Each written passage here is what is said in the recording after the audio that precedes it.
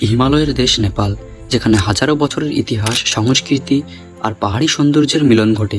কিন্তু এই মুহূর্তে দেশটি যেন ঝড়ের মধ্যে, বিক্ষোভ, আগুন, পদত্যাগ আর এক নতুন অধ্যায়ের সূচনা। কি ঘটছে এই মুহূর্তে নেপালে?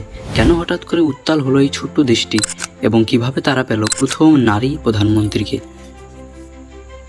2025 সালের সেপ্টেম্বর নেপালের যুব সমাজ, যাদের বলা হয়ে থাকে জেনজি, তারা রাস্তায় নেমে আসে, কারণ সরকার হঠাৎ করে সেখানে ইউটিউব, ফেসবুক এবং এক্সের মতো জনপ্রিয় সামাজিক যোগাযোগ মাধ্যম বন্ধ করে দেয়। সরকারের দাবি নিবন্ধন না মানাই এই পদক্ষেপ, কিন্তু জনতা বলল এটি আমাদের কণ্ঠরোধ করার চেষ্টা। এভাবেই শুরু হলো তীব্র বিক্ষোভ। শুরুতে শান্তিপূর্ণ থাকলেও আন্দোলন দ্রুত রূপ নেয় অহিংসতায়।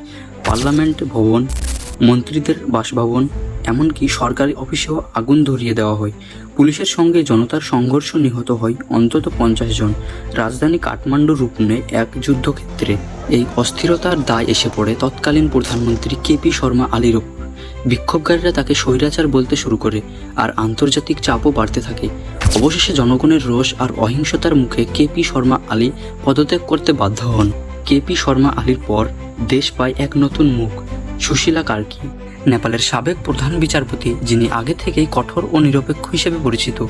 তাকে অন্তর্কালীন প্রধানমন্ত্রী ঘোষণা করা হয়। এই নিয়োগের মধ্যে দিয়ে নেপাল পেল তাদের প্রথম নারী প্রধানমন্ত্রী, যা দেশটির ইতিহাসের এক নতুন অধ্যায়। পার্লামেন্ট ভেঙে দেওয়া হয়েছে, কিন্তু প্রশ্ন রয়ে গেল, এরপর কি হবে? পার্লামেন্ট ভেঙে দেওয়া হয়েছে। আগামী 2026 সালের 5 মার্চ নতুন নির্বাচনের তারিখ নির্ধারণ করা হয়েছে। এর আগে অন্তর্বর্তী সরকারকে সামলাতে হবে নিরাপত্তা, অর্থনীতি আর জনতার আস্থা। নেপাল আজ সন্ধিক্ষণে দাঁড়িয়ে, একদিকে রক্তাক্ত বিক্ষোভ আর রাজনীতির অনিশ্চয়তা, অন্যদিকে আশার আলো, এক নতুন ইতিহাসের সূচনা। আগামী নির্বাচন কি নেপাল দেবে স্থিতিশীলতা, নাকি আবারও দেখা দেবে ঝড়? সময়ই বলে দেবে সেটি।